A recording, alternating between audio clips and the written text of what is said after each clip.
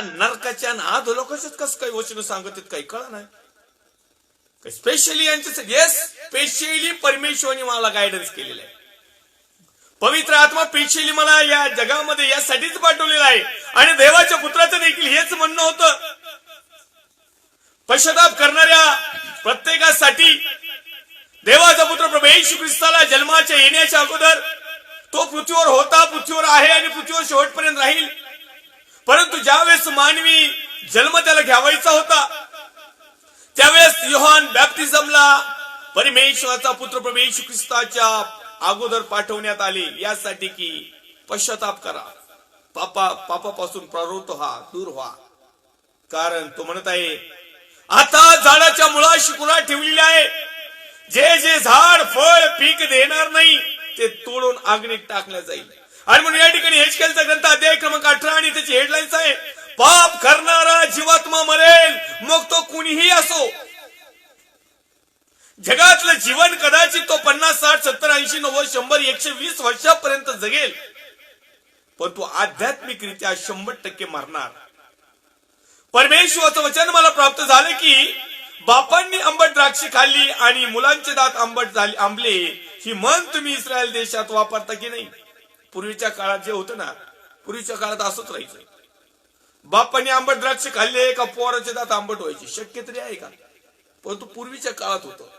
कारण पूर्वीच्या काळामध्ये परमेश्वर 4 पिढ्यापर्यंत आशीर्वादित करत होता, 4 पिढ्यापर्यंत शापित करत होता. पण आताच्या सध्याचं जग, युग आणि तुम्ही आणि मी 4 पिढ्याचा विषयच नाही. कारण परमेश्वरच आता या पिढीत येणार आहे, परमेश्वरच आता न्यायाच्या समयला येणार आहे.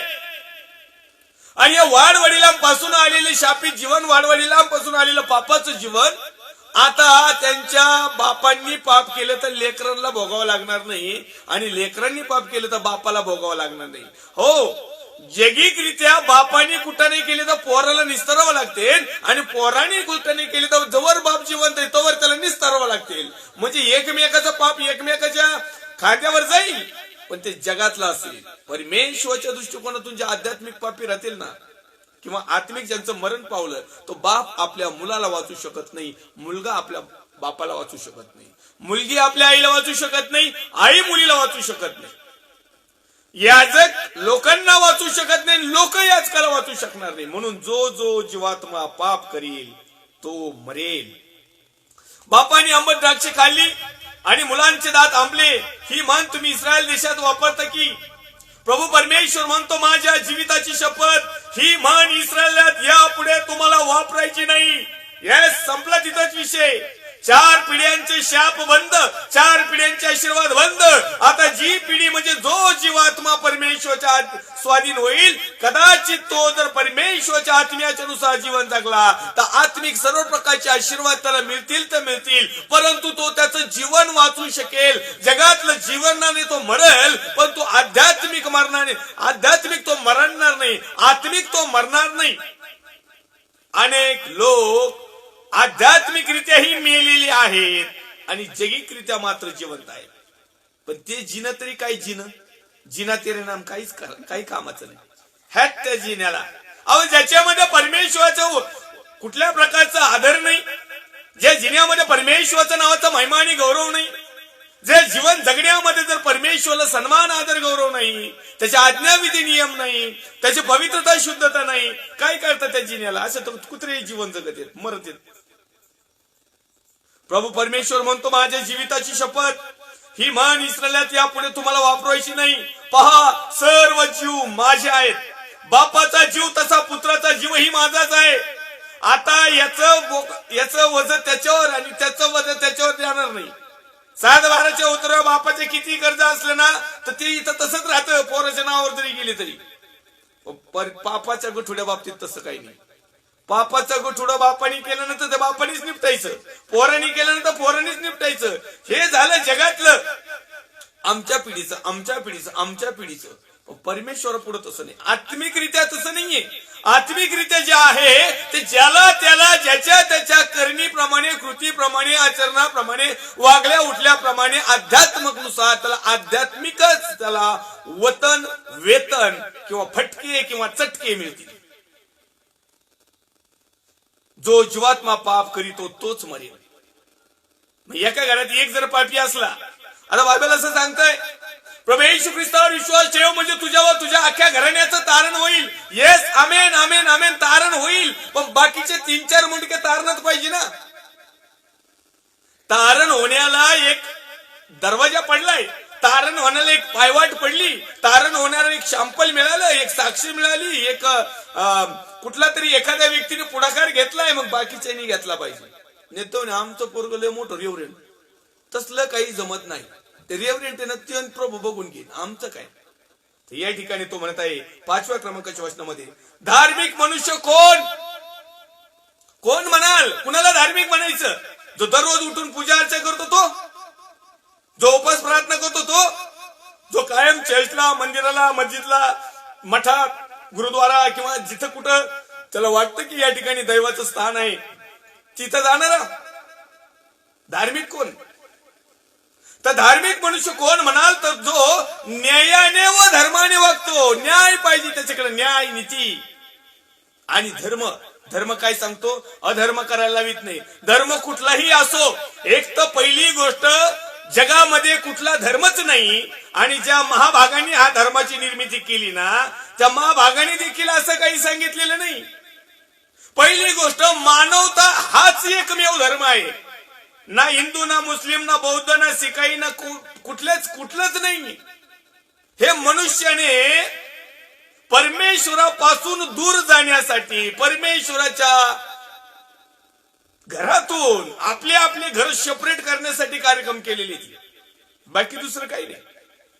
धार्मिक मनुष्य कोण म्हणाल तर जो न्यायाने व धर्माने वागतो. परमेश्वराची योजना आहे की जो धार्मिक स्वतःला समजतो, मी जर धार्मिक समजतो तर मी न्यायाने, न्याय, नीती, सत्य आणि धर्माने वागावे. डोंगरावर भोजन करीत नाही, इस्रायलला घराण्याच्या मूर्तीकडे डोळे लावित नाही, आपल्या शेजाऱ्याच्या स्त्रीस भ्रष्ट करीत नाही, ऋतुमती स्त्रीजवळ जात नाही, कोणाजवळ जुलूम करीत नाही, कर्जदाराचे गहाण त्याला परत करीतो, कोणास लुटीत नाही, भुकेल्यास अन्न देतो, उघड्यास वस्त्र लावितो, वाडी दिडी करीत नाही, याजाचे सावकारीचे बंडलीचे धंदे करीत नाही, व्याज घेत नाही, वाईटापासून आपला हात आवरितो, मनुष्यात सत्य निर्णय करतो, माझ्या नियमाप्रमाणे चालतो व माझे निर्णय पाळून सत्याने वागतो, तोच धार्मिक. एवढे सगळे गुण धार्मिकतामध्ये हवे आहेत. आणि आम्ही जे धार्मिक मोठे पुढारी बनलोत ना, मी reverend, I am pastor, I am reverend Raju Alat from Ahmednagar. Wow, हाय का याच्यातला काही पत्या? माझ्यामध्ये जर हे गुण नाही तर मी धार्मिक नाही परमेश्वरच्या दृष्टिकोनातून. कदाचित तुम्हाला वाटत असेल वाव, इतर पालकांपेक्षा पास्टर राजू अलाट 1 नंबरचा धार्मिक मनुष्य. नाही, ही तोंड बघितल्या एकमेकाचा न्याय करायचं नाही तर परमेश्वर माझ्यामध्ये किती गुण आहे, परमेश्वर मी कधी वाटतो, किंवा मी या ठिकाणी जर पाहिलं तर मी न्यायाने वागतो का, मी धर्माने वागतो का, मी डोंगरावर भोजन करीतो का, मी मूर्तीकडे डोळे लावितो का, मी शेजाऱ्याच्या स्त्रीला भ्रष्ट करीतो का, किंवा पुरुषाला भ्रष्ट करीतो का, किंवा संपत्तीला भ्रष्ट करीतो का, किंवा जमीन बळकावितो का, कुणाचा बांध पुरीतोय का, त्याच्यानंतर जुलूम करीत नाही, जुलूम करतो का, कर्जदारचे गहाण त्याला परत करतो का, कुणाला लुटीत तर नाही ना, भुकेलेल्यास अन्न देतो का, उघड्यास वस्त्र देतो का, वाडी दिडीचा व्यवहार म्हणजे सावकारीचे धंदे करतो का, व्याज डबल टिबल घेतो का, वाईटापासून आता आपला आवरितो का, मनुष्यामध्ये सत्य निर्णय करतो का, माझ्या नियमाप्रमाणे म्हणजे परमेश्वरच्या नियमाप्रमाणे चालतो का, माझे निर्णय म्हणजे परमेश्वरचे निर्णय पाळून सत्याने वागतो का. जर वागत असेल तर तोच धार्मिक, तो खात्रीने वाचेल असे प्रभू परमेश्वर म्हणतो. तोच व्यक्ती खात्रीने वाचेल ज्याच्यामध्ये एवढं सगळे, नुसतं मी नाही हवं पण मी काजीन, मी भंतीन, मी रेव्हरेंट, मी बिशप, पण तसलं काही जमत नाही, मी पास्टर पुस्टर. परमेश्वर वळखीत नाही तुम्हाला कुणाला. आपले पोस्टर बनवून लागते ते बेताडीच्या काळाला, संडासाच्या बेताडीला लावितात पोस्टर. आपल्या तशी गुणच नाही तर काय करते त्या पोस्टरला. हे परमेश्वरच्या दृष्टिकोनातून खरं धर्माच्या हे नाही सांगणार. आणि हे सांगायसाठी जी बैल अशी टाळूला चिटकती लगेच, आहे का नाही. आपण मागच्या 2-3 भागापूर्वी पाहिलं होतं, 4 भागापूर्वी जीप टाळूला चिकटली. बरं, कुणी चिटकावली? परमेश्वराने चिटकावली. कमून चिटकावली तर हे गुणच नाही त्याच्यात, मग काय आलं याला तरी ठेवायचं लबाड बोलायला. तोच व्यक्ती खात्रीने वाचेल, तरी पण त्याला बलात्कारी व खुनशी पुत्र झाला आणि बापाने यापैकी कोणतेही काम केले नसून पुत्राने त्यातले एक जरी काम केले, लाचार दुबळे याच्यावर जुलूम केला, कुणास लुटले, कर्जदारचे गहाण त्याला परत केले नाही, मूर्तीकडे पाहिले, अमंगल कृत्य केले, वाडी दिडे केली, व्याज घेतले, तर असा मनुष्य वाचेल काय? तो वाचवायचा नाही, त्याने ही सर्व अमंगल कृत्य केली आहेत, तो खात्रीने मरेल. जगातल्या मरणाने तर मरणारच आहे, त्याचा जेव्हा टाइम भरण तवा. पण तू परमेश्वराच्या दृष्टिकोनातून ज्याला आत्मिक मरण म्हणतात, ज्याला स्पिरिच्युअल डेथ म्हणतात, त्या का मरणाने एकदा मेला काय फायदा झाला जिण्याचा? अहो हे जीवन जे इथलं आहे तटपुंज आहे, किरकोळ आहे, नुसती झलक आहे, अडवटायचे. आमचं 70, 80, 90, 100 वर्षाचं जीवन झलक आहे, झलक दिखला जा. एक बार आजा नाही परत येतच नाही. एकदा का मनुष्य जीवन गेलं परत no chance, no entry, no commitment. मग म्हणायचं नाही आजा जमणारच नाही. आजा नाही, नरकात म्हणायचं आजा. आहे की नाही? तो म्हणत होता ना श्रीमंत मनुष्य म्हणायचं लाजर आजा एक करंगळी के थेंब पेल पाणी डाल दे भेज दे. अरे काय नंतर आजन काय आजा नाही माझ्या नाही, आजी माझी सगळे गायब, नंतर काहीच नाही मिळणार. ही रियालिटी आहे.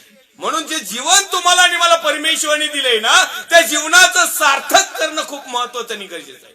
त्या जीवनाला आकार देणं खूप महत्वाचं आणि गरजेचं आहे. या जीवनामध्ये चांगल्या गोष्टी करणं खूप महत्वाचं आहे. या जीवनामध्ये आम्ही इतरांना लुटण्यापेक्षा इतरांना मदत करणं महत्वाचं.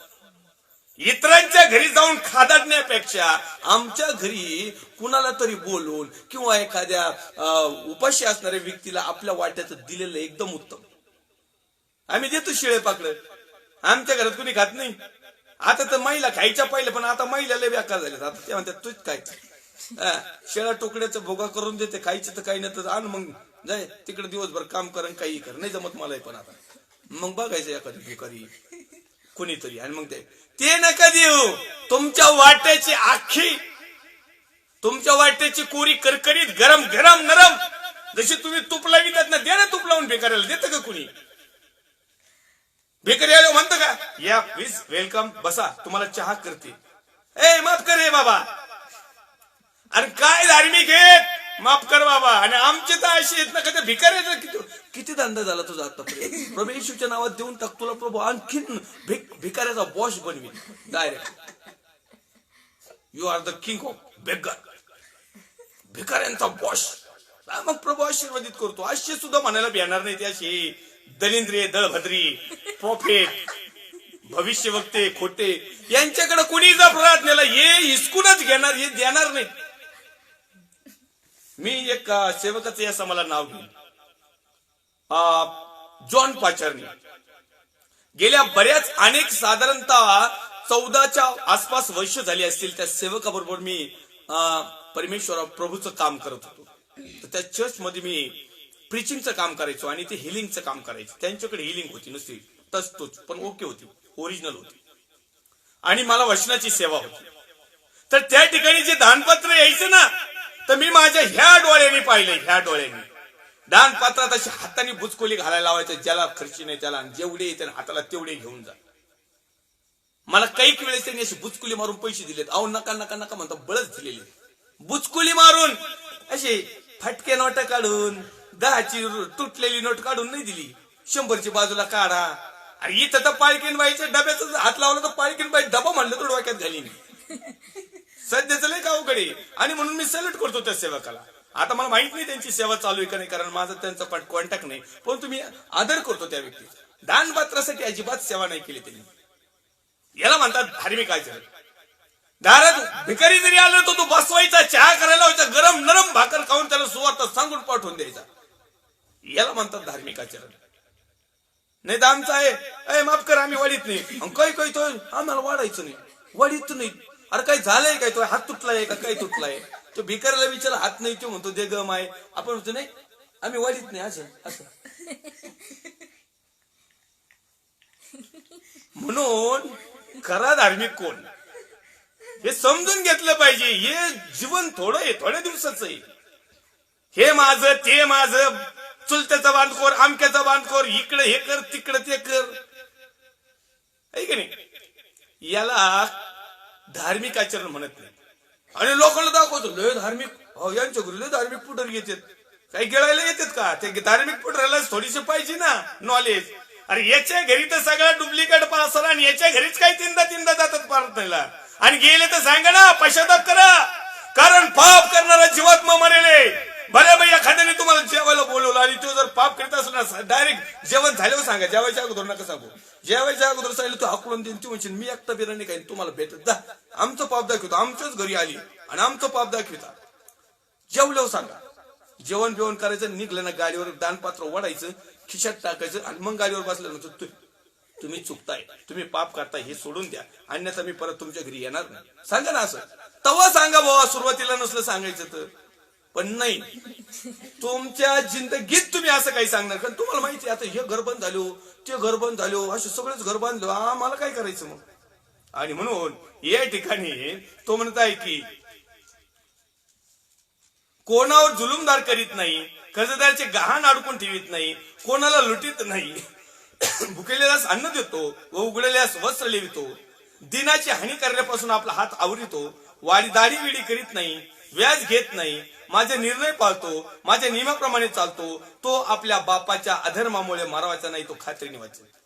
म्हणजे त्याच्या बापाने हे सगळे कुटाने केलेले असले समजा, उदाहरण सांगतो. मी जर सगळ्या प्रकारचे असे कुटाने केले, माझं पोरग याच्यातलं काहीच करीत नाही, तर माझ्या पापामुळे माझ्या पोरावर काही परिणाम नाही होणार.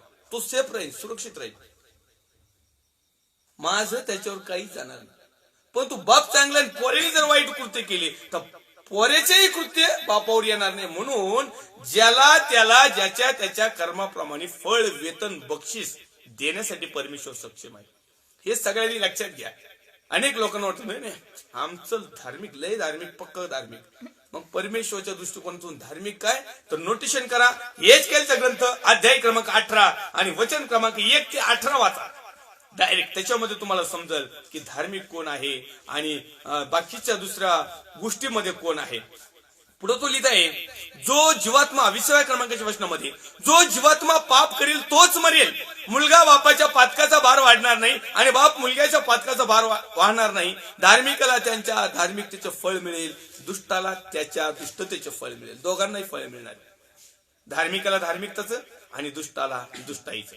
आणि म्हणून देवाचा मार्ग न्याय आहे. देव अन्याय करत नाही, पण सगळ्यात महत्वाचा परमेश्वराचा गुण स्वभाव आहे की तो कितीही पातक्यातला पापी जरी असला, पार फाटलेला जरी असला, तर परमेश्वर त्याला शिवितो, परमेश्वर त्याला नीटनेटकं करतो, परमेश्वर त्याच्या पापांची क्षमा करतो. आणि हे पाप क्षमा करणार, पश्चाताप करणारे हे पहिले सुरुवातीचे 2022चे 7 महिने. या 7 महिन्यात तुम्ही तुम्हाला सुरक्षित करून घ्या. पुढं चान्स मिळतोय नाही मिळतो माहित नाही. तसं 2024 पर्यंत आहे, परंतु सगळ्यांना 2024 पर्यंत असेल असंही काही नाही.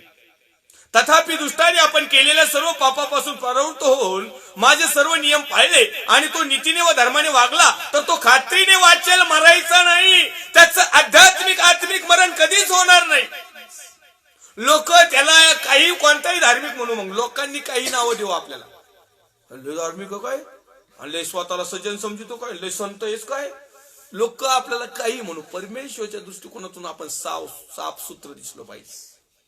लोक तर आपल्याला काही कसेच चालू देणार नाही, लोकांचा विचारच करायचा नाही. कारण लोकांनी पाप केले तर आपण नरकदंड नाही भोगणार, आणि आपण पाप केलं तर लोक स्वर्गाच्या राज्यात नाही जाणार. ज्याला त्याला ज्याचे त्याचे मिळणार आहे. पुढे तो लिहित आहे, त्याने केलेल्या कोणतेही अपराध त्याच्या हिशोबी धरले जाणार नाही. किती मोठी गोल्डन चान्स. आमचे अपराध परमेश्वर म्हणतो आमच्या हिशोबाला धरले जाणार नाही. त्याने केलेल्या धार्मिकतेमुळे तो वाचेल. आणि म्हणून आम्हाला धार्मिक जीवन जगायचं आहे. धर्म वेडे बनायचं नाही. धर्म वेडे, काही काही लोक धर्मी वेडे झाले आणि येड्यासारखे हिंडायला लागले. धर्म वेडे होऊ नका, धार्मिक व्हा. अनेक लोक धर्माची वेडे झालीत. कुणी निळा पताका, आता कुणी हिरवा पताका, कुणी तांबडा पताका, कुणी पिवळा पताका, कुणी रंगीबेरंगी पताका. सगळ्या पताक्याच वर येत. धार्मिकतेचं थोडं सुद्धा लवलेश नाही.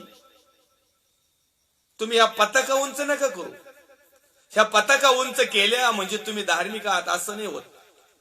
लय मोठा जयघोष केला म्हणून तुम्ही लय मोठे धार्मिक आहेत असं नाही. तुम्ही कुठल्या धर्माचे असा, कुठल्या जातीचे असा, कुठल्याही मिशनरीचे असा, परमेश्वराच्या सगळ्यांची जी धार्मिकता आहे ती आचरणावर अवलंबून आहे, कृतीवर अवलंबून आहे, आपल्या वागण्या उठण्या बसण्यावर अवलंबून आहे. मग एकदा का आम्हाला समजलं की आम्ही बऱ्याचशा गोष्टी कमी करतो, परंतु तरी देखील परमेश्वर म्हणत आहे की अपराध त्यांच्या हिशोबी धरले जाणार नाहीत, त्याने केलेल्या धार्मिकतेमुळे तो वाचेल.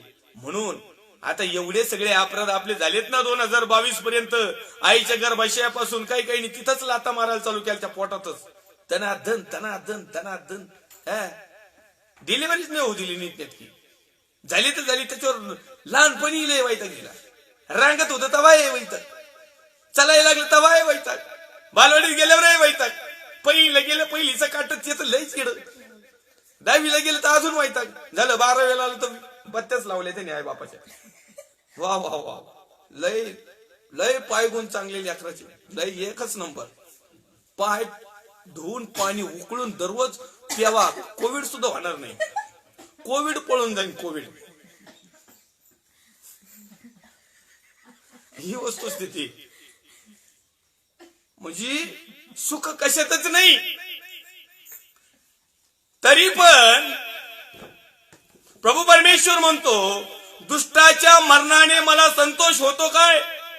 एखादा पापात मरण पावला, एखाद्याचं पापाचं जीवन जर जगत असेल किंवा पापामुळे तो आध्यात्मिकरित्या जर मरण पावत असेल तर परमेश्वर म्हणतो मला संतोष होत नाही, मला आनंद वाटत नाही, मला हर्ष वाटत नाही, मला उल्हास वाटत नाही, मला मजा येत नाही. कारण तो परमेश्वराचं लेकरू आहे. प्रत्येक लोक परमेश्वराचे लेकरू आहे. जो मानव म्हटलेला आहे ना, मानव, तो मानव परमेश्वराची निर्मिती आहे.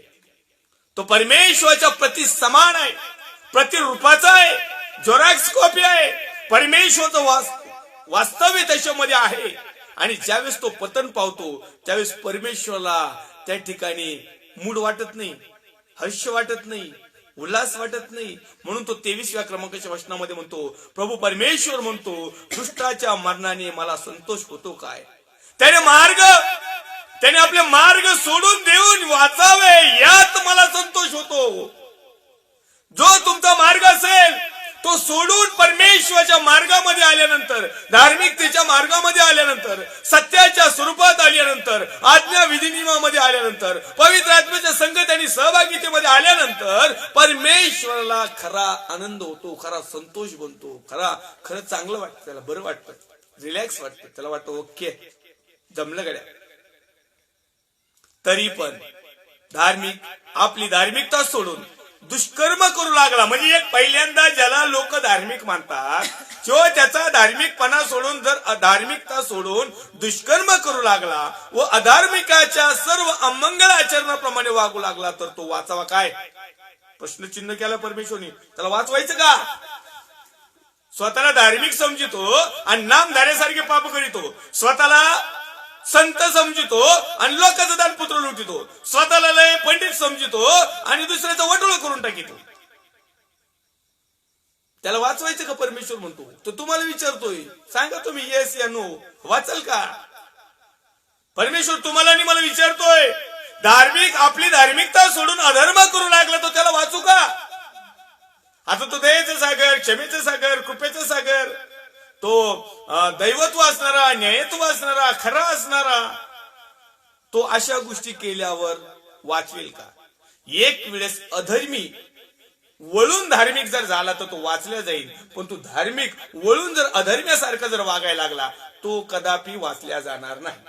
आणि त्याच्यामध्ये सगळे साधू संत महाराज हबप भंतीजी काजी पास्टर रेव्हरंड बिशप गुरुजी कोऑर्डिनेटर जेवढे कोणते काही जाती धर्माचे प्रमुख पुढारी असतील ना, तुम्हाला वाटतं का हे वाचतील सगळे?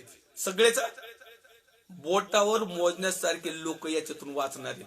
मग बाकीच्या किरकोळ लोकांचं बघून घ्या. मी तुम्हाला सांगतो, किरकोळ लोक जास्तीत जास्त स्वर्गाच्या राज्यात जातील, ते ज्यांना कुठला पद नाही ना, पद, पण देवाच्या या सांगितल्याप्रमाणे त्यांची धार्मिकता परमेश्वराच्या दृष्टिकोनातून ज्यांची मोजण्यात मापण्यात येईल किंवा त्यांच्याकडे ह्या गोष्टी दिसतील, हे लोक खरंच सार्वकालिक वतनामध्ये जातील. पण बाकीचे नामधारी लोक, किंबहुना माझ्याकडे बस मोठी पोस्ट आहे, पण मी त्या पोस्ट प्रमाणे जर वागत नाही तर माझाही विषयच नाही, माझंच काय कुणाचंच नाही, तिथं परमेश्वरा पुढं कुठल्याही प्रकारचं वशिला लागत नाही.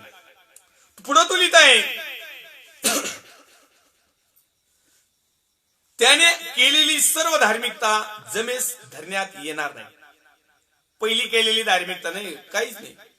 मी आता समजा गेल्या 22 वर्षापासून प्रभूचं धार्मिकतेमध्ये, ओरिजिनल धार्मिकतेमध्ये काम करतो. मी अभिमानाने सांगेन प्रभूमध्ये. पण इथून पुढं जर मी अधर्माने वागायला सुरुवात केली, इथून पुढे जर मी लुटायला सुरुवात केली, इथून पुढे जर मी अन्याय करायला सुरुवात केली, इथून पुढे मी माझं जीवन जर पापात घालायला सुरुवात केली, तर माझ्या 22 वर्षाची धार्मिकता मला वाचू शकणार नाही. म्हणून मी वारंवार सांगतोय, 50 वर्ष झाले, पेट्या तयार झाल्या, सरपणं आणले, तो जाळ तयार केला, काड्याची पेटी आणली, सगळं आणलं, पण अजून काय बदलले नाही. आग्नी डावही दिले तरीही बदलले नाही. पेटी टाकल्यावर असं पण केलं, प्रार्थना केल्या, पण नाही बदलले. जिवंत असताच नाही तर नंतर काय. आणि म्हणून माझ्या प्रिय भावांनो बहिणींनो, आमची धार्मिकता आम्हाला जमेस धरता येणार नाही. त्याने केलेला भ्रष्टाचार व त्याने केलेलं पाप, यामुळे तो म्हणेल, आणि आय प्रोफेस यू, मी आज भविष्यवाणी करतो प्रभू येशू ख्रिस्ताच्या नावामध्ये, की ज्यांनी ज्यांनी सेवेमध्ये भ्रष्टाचार केला, ज्यांनी ज्यांनी सेवेमध्ये अधार्मिकता केली, ज्यांनी ज्यांनी परमेश्वराच्या नावाच्या सेवेखाली अनेकांना लुटलं, अनेकांना भिकेस लावलं, अनेकांना अधर्माकडे वळवलं, अनेकांना पवित्र आत्म्याच्या सानिध्यातून बाजूला घेतलं, अनेकांना जगातले मार्ग दाखवले, अनेकांच्या जीवनात ढवळाढवळ केली, हे भ्रष्टाचार केलेले सर्व याजक, सर्व देवाच्या नावाचं लेबल घेतलेले सेवक आत्मिकरित्या मरणार आहेत. जगातल्या बॉडीनी तर ते मरणारच आहेत, पण हे आत्मिकतेमध्ये मरणारे. पाप यामुळे तो मरेल. परमेश्वर नेहमी मरेल या शब्दाचं, मरण या शब्दाचं आत्मिक अर्थानेच बोलत असतो. हे जगातल्या मरणाचा परमेश्वराचा काही संबंध नाही, कारण परमेश्वराच्या दृष्टिकोनातून जोपर्यंत आम्ही हे मरत नाही पापाला, तोपर्यंत आम्ही सार्वकालिक वतनाकडे येणाऱ्या वर्षाकडे जाणार नाही. आणि म्हणून ह्या जगातल्या मरणाच्या विषयी, बॉडीच्या मरणाविषयी, जीवाच्या मरणाविषयी बातचीत नाही, तर नेहमी परमेश्वर आत्मिक मरणाविषयी बातचीत करत असतो. तुम्हाला काय वाटतं?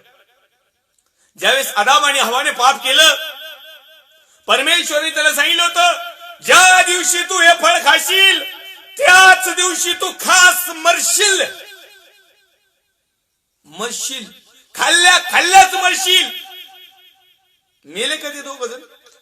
नाही, फळ खाल्ले हे दोघ जण मेले का? असं आहे का तुम्हाला कुठं उतारा? उत्पत्तीच्या ग्रंथामध्ये पाहतो मी, त्यांनी फळ खाल्लं, ते मेले नाहीत, त्यांना जीवन जगायला इंटरेस्ट आला. मग लागले लपवायला, कुणी पाला घेते, तर कुणी खोडा मागे जाते, तर कुणी नदीत उडी टाकीते, तर काय काय करते. त्या पेत्रांनी नाही का टाकली ती उडी? प्रभू येशू ख्रिस्त आलं, हे मासे पकडत होतं, त्याचं जागा उघडच होत ती.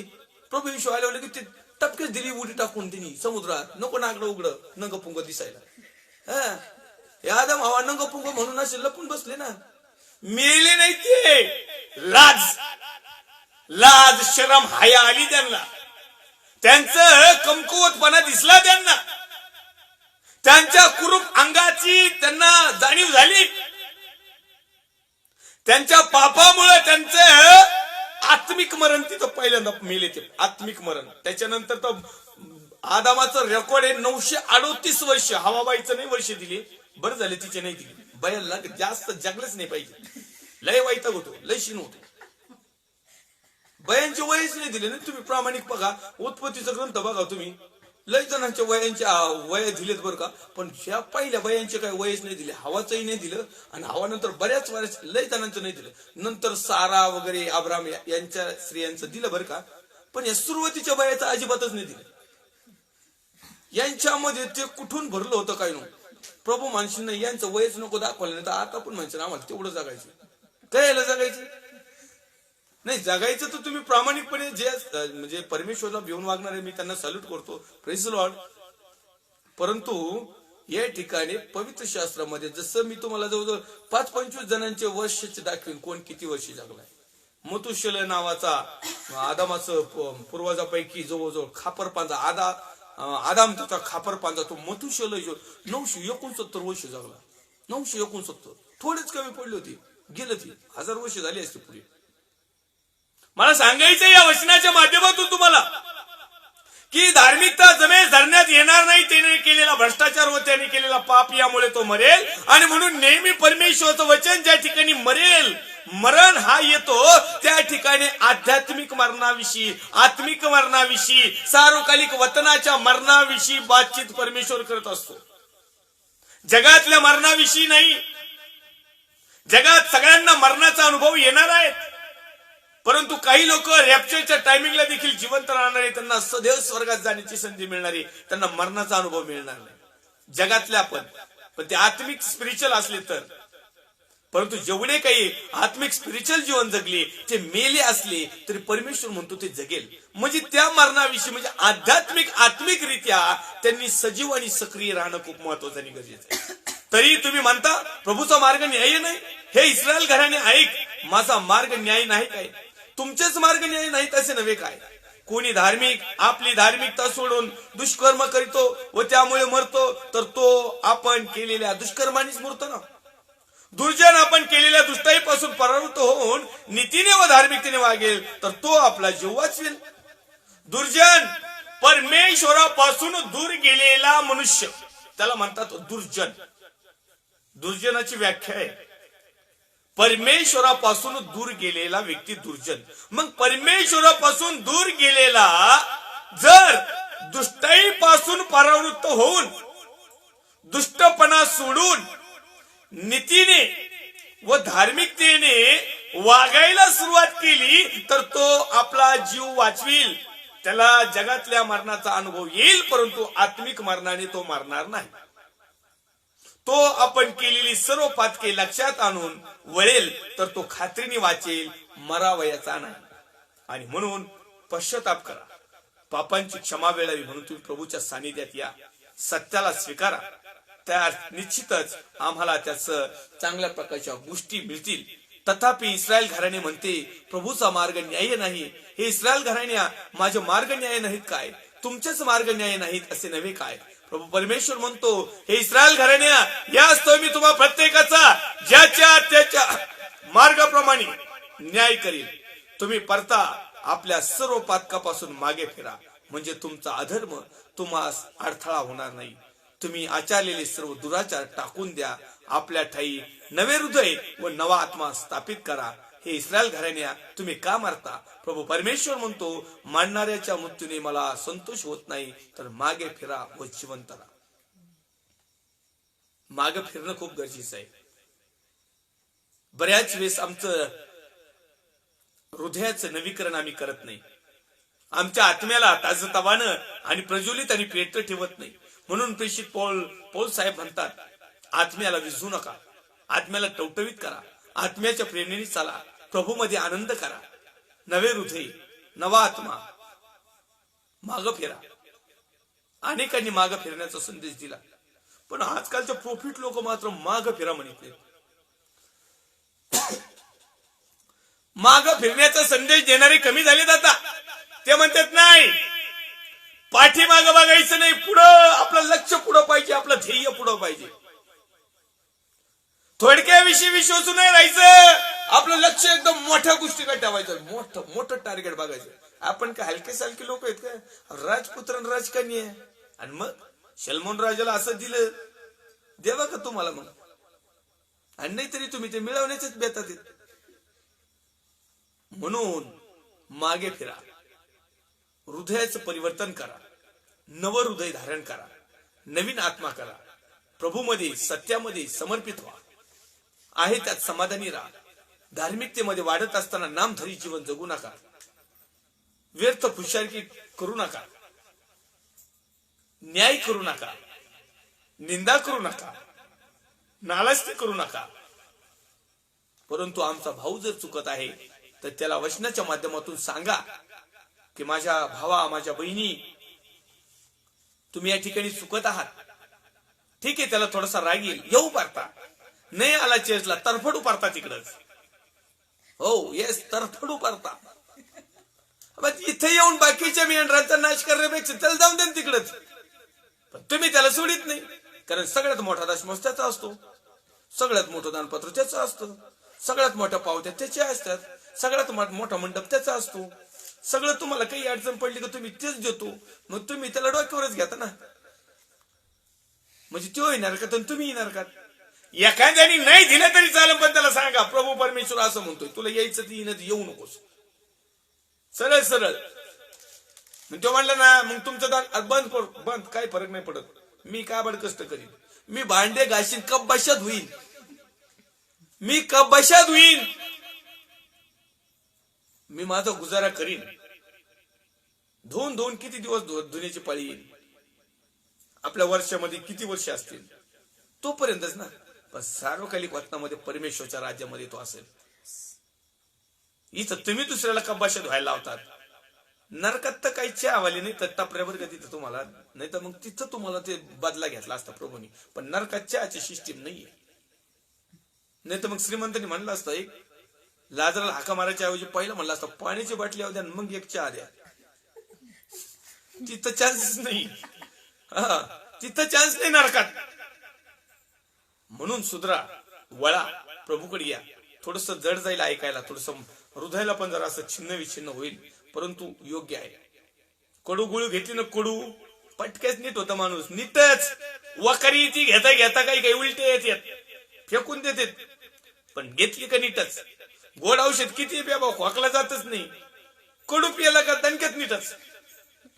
हो, हे सत्य आहे. परमेश्वरचं वचन जर तुम्ही स्वीकारलं आणि निश्चित अर्थाने त्या वचनाला धरून जर तुमचं जीवन जगायला तुम्ही जर सुरुवात केली तर 100% परमेश्वर आमच्या बरोबर आहे, आमच्या बरोबर होता, आमच्या बरोबर आहे आणि आमच्या बरोबर राहील. आणि तो 100% आमच्या बरोबर राहण्यासाठी आम्हाला बऱ्याचशा गोष्टी करणं खूप महत्वाचं आहे. आणखीन एक आपण एक रेफरन्स पाहणार आहोत. यशकेलचा ग्रंथ अध्याय क्रमांक 24, कढईचा दाखला.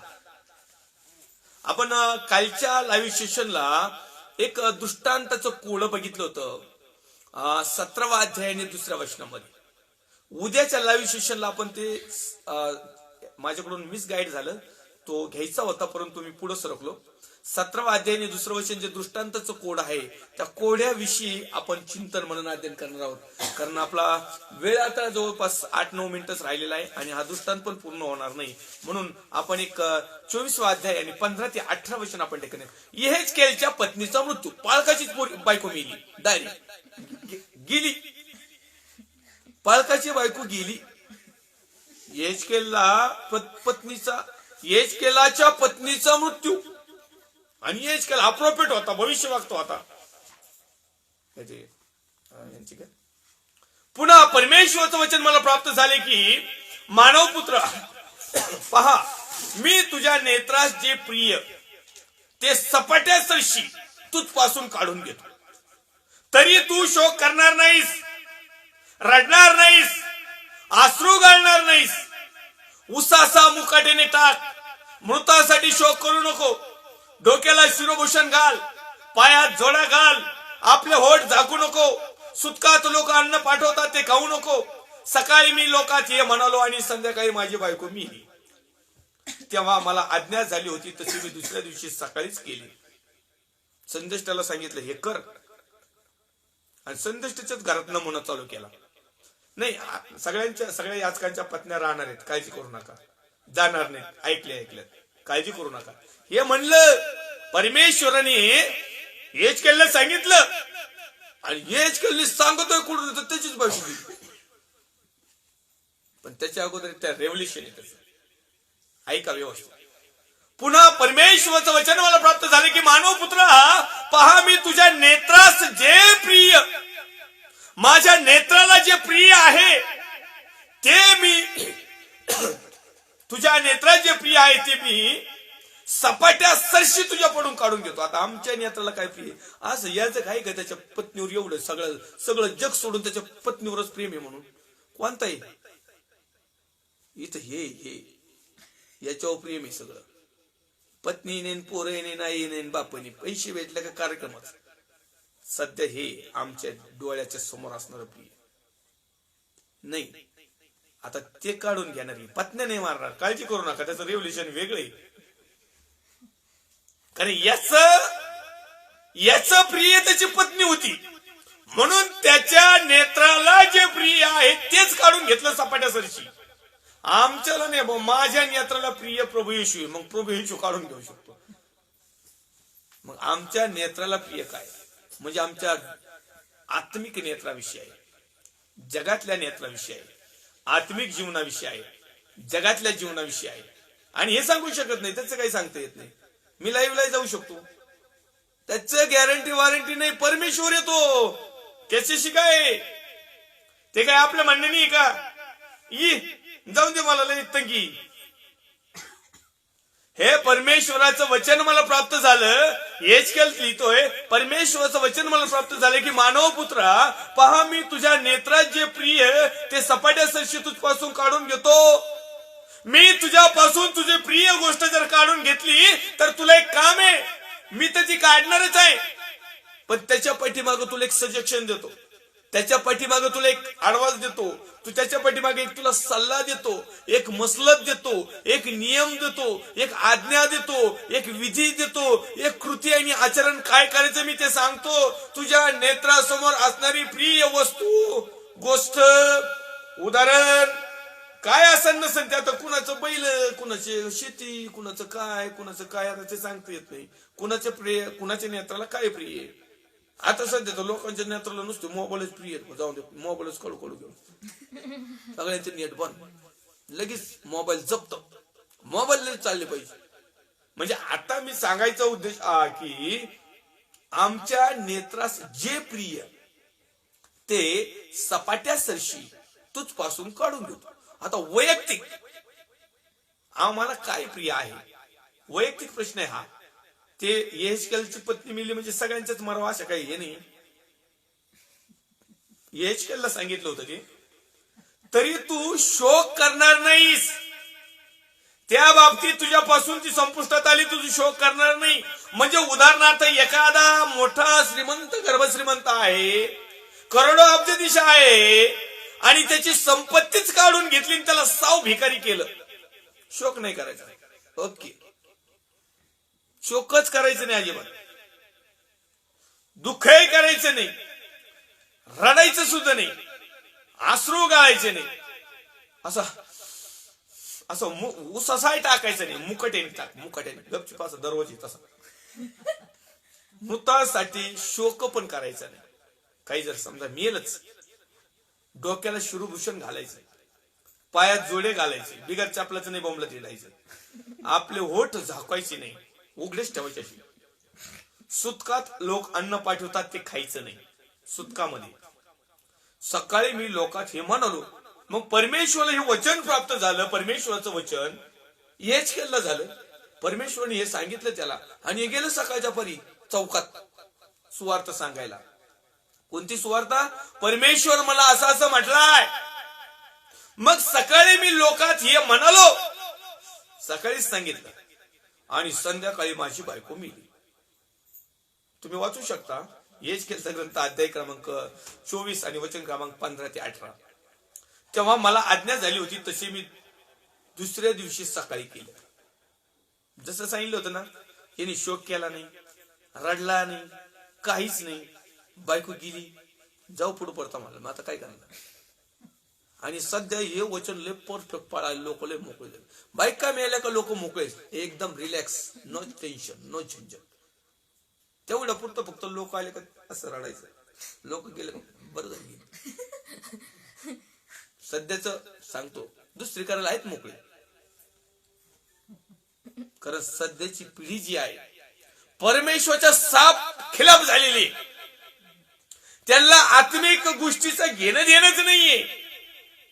जगामध्ये कसं खेली खुशालीचं जीवन जगायचं, सांगा ढोंगाचं जीवन जगायचं, जगामध्ये कसं स्टेटस बनवायचं, आहेत ते दिवस मजा हजा करून घ्यायची, पाप करायचं.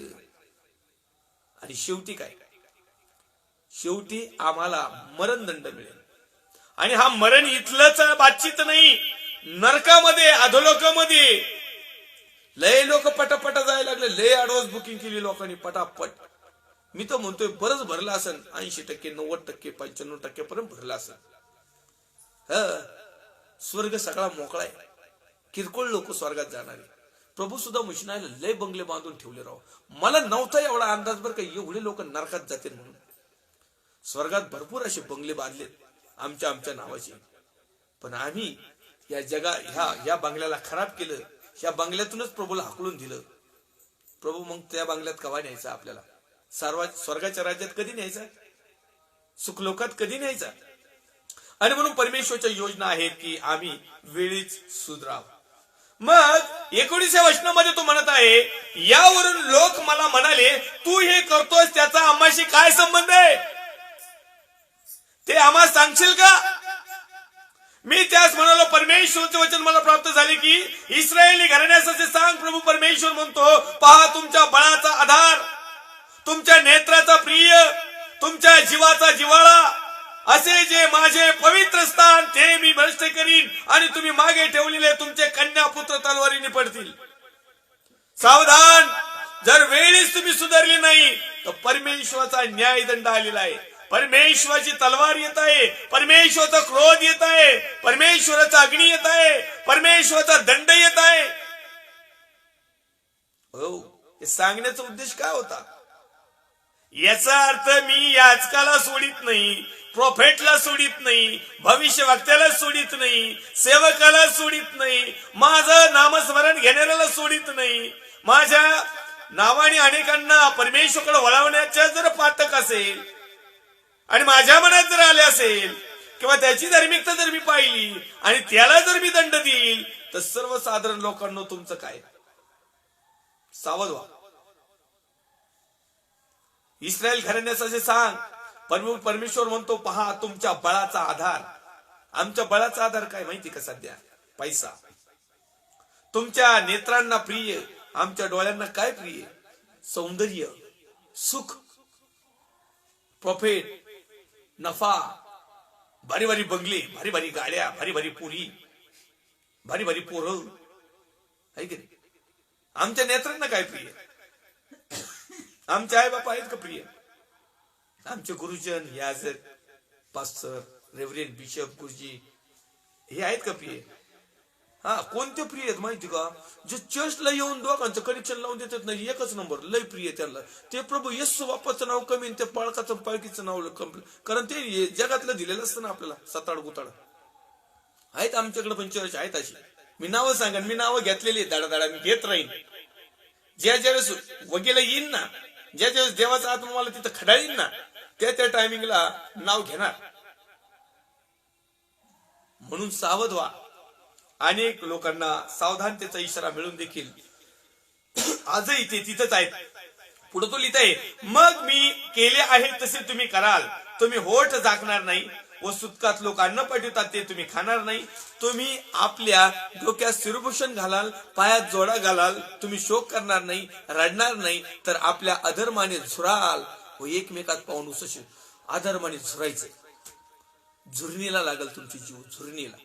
काही लोकांना सगळं असून झुरत येत, खायला सुद्धा झुरत येत. खायला आता खायला काय झुरायचं, दिसतंय ना, घ्यायचं टपक्यात असं कोणतलंच तर खायचं, तिथं झुरत बसायचं. खाऊ का नको, घेऊ का नको, थोडं घेऊ का जादा घेऊ. अरे कशाला झुरणीला लाविता जीव. चांगलं परमेश्वराने दिलेत ना दिवस, आहेत ना लेकरं बाळ सुना नातवंड चांगले, चांगलं वागण, चांगलं खान, चांगलंच मरा. असं झुरणीसारखं नका लावू. तुम्हाला बघून बघून मलाही कस तरी होतंय. झुरणी लागत येत मग त्याच आहे ना, कशाला झुरायचं. तू काबड कष्ट करण कमव.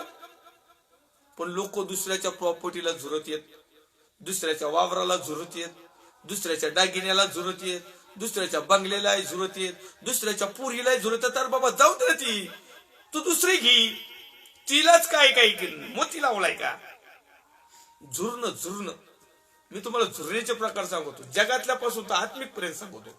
जगातल्या खालीपासून नरकापासून तर स्वर्गाच्या राज्यापर्यंत सांगतो. लोक कसे झुरत येत, खाण्यापासून तर पार जाण्यापर्यंत सांगतो. झुरण्याचे प्रकार. तो म्हणताय की आपल्या अधर्माने झुराल व एकमेकास पाहून उसाशी टाक. नुसतं एकमेकाकडे बघायचं, नुसतं उसाशी टाकायचं. या प्रकारे हेच केल तुम्हास चिन्हवत होईल. मग तो प्रॉफिट तुम्हाला चिन्ह होईल. अरे त्या सेवकांनी सांगितलं होतं काय. मग पास्टर राजू आलाट तुमच्यासाठी चिन्ह होईल. येस, तर दाढीवाल्यांनी सांगितलं होतं. त्या टायमिंगला कस तरी होत होतं बरं. कसं काळजात टोचत, असं वाटत होतं की दाढी उपसून काही करावं काय. पण ते त्या टायमिंगला लय कस तरी वाटलं. पण पाळक साहेब खरे, तुम्ही म्हटले ते खरे राव. पण आता वेळ केली. वेळ नाही, परमेश्वराची वेळ अजून आहे. अजून तो दंड आलेला नाही. म्हणून ऐका, मला पिसाळू कुत्र नाही चावलं. मी दना एवढे स्ट्रिक्ट भाषेमध्ये देवाचं वचन सांगतो. मला इमान सन्मान आदर भीती भय काही आहे का नाही. काही तर पालकापेक्षा मी कुठून मधून एलियन सारखं उतरून आलोय कोणत्या यानातून. मी जगातलाच आहे, मी तुमच्यातलाच आहे, मी तुमच्यासारखाच आहे. पण देवाचं वचनाचं सत्य समजल्यानंतर मनुष्य ऑटोमॅटिक स्पिरिच्युअल बनतो, आत्मिक बनतो. त्याला जगाशी काही घेणं देणं राहत नाही. जगायचं म्हणून जीवन जगण्यासाठी लागणाऱ्या वस्तू आवश्यक आपल्या हाताने काबड कष्टाने कमवा. जे आहे त्यात समाधानी राहा आणि परमेश्वरच्या चरणाजवळ या. या प्रकारे हेच केलं तुम्हाला चिन्हवत होईल आणि त्याने केले त्याप्रमाणे तुम्ही कराल. हे घडून येईल तेव्हा तुम्हाला समजेल की मी परमेश्वर आहे.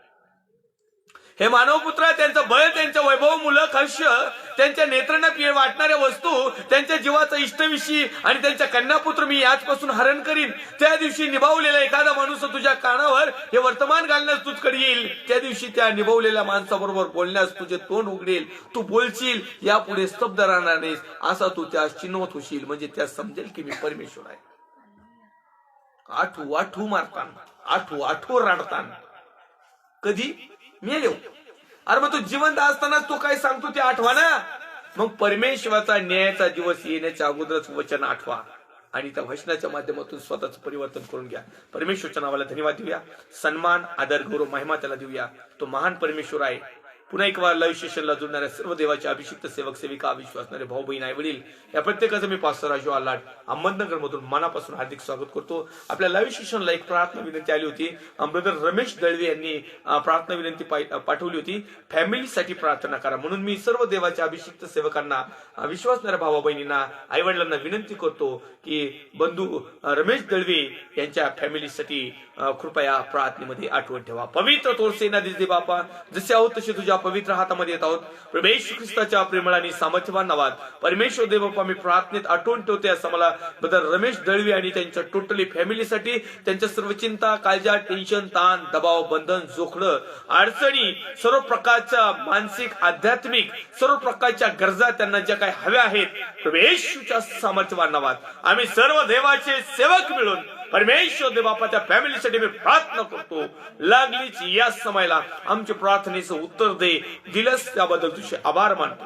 प्रार्थना विनंती करतो माझ्या भारत देशासाठी, भारत देशातील सर्व राज्य, विशेष करून माझा महाराष्ट्र राज्य, महाराष्ट्र राज्याचे मुख्यमंत्री माननीय उद्धवजी साहेब, त्यांची सर्व सहकारी टीम, विरोधी पक्ष नेते माननीय देवेंद्र फडणवीस साहेब, त्यांची सर्व सहकारी टीम, सर्व लाईव्ह स्टेशनला जोडणारे देवाचे अभिषिक्त सेवक सेविका, विश्वासणारे भाऊ बहीण, आई वडील, सर्व मित्र, श्रेष्ठ स्नेही, त्याचप्रमाणे प्रभू येशू ख्रिस्ताच्या नावामध्ये आम्ही प्रार्थना करतो. आमच्या भारत देशाचं मिलिटरी फोर्स जवान, कमांडोज, त्याचप्रमाणे त्यांचे परिवार, सर्व शेतकरी वर्ग, त्यांचे परिवार, आम्ही प्रत्येक जण प्रभू येशू तुझ्या पवित्र हातामध्ये येतो. प्रत्येकाला लागणाऱ्या गरजा तुझ्या स्वर्गीय भांडारातून अद्भुतरित्या आमच्या नावाप्रमाणे आमच्या गरजेप्रमाणे देऊन तृप्त केलेला आहेस, करत आहेस आणि यापुढे देखील करणार आहेस. त्याबद्दल तुझे आभार मानतो. तुझ्या वचनाप्रमाणे आम्हाला जीवन जगण्यास साई मदत कर आणि येणाऱ्या सर्व संकट धोक्यापासून आमचं संरक्षण कर. त्याचप्रमाणे येणाऱ्या दिवसामध्ये तू येण्याच्या अगोदर आम्ही पश्चाताप करावा, आम्ही वळावं, आम्ही सत्याला स्वीकारावं आणि पवित्र आत्म्या तुझ्या मार्गदर्शनामध्ये चालावं अशी देखील तू कृपा कर. सर्व आदर गौरव सन्मान तुला दे. ख्रिस्त येशू जो होता, जो आहे, जो येणार आहे, त्या पवित्र प्रभू येशू ख्रिस्ताच्या प्रेमळ आणि सामर्थ्यवान नावात छोटीशी प्रार्थना मागतो स्वर्गीय पिता. आमेन. प्रभू रक्त की जय. प्रभू रक्ताचा आजीचे कारस. आमेन. आमेन.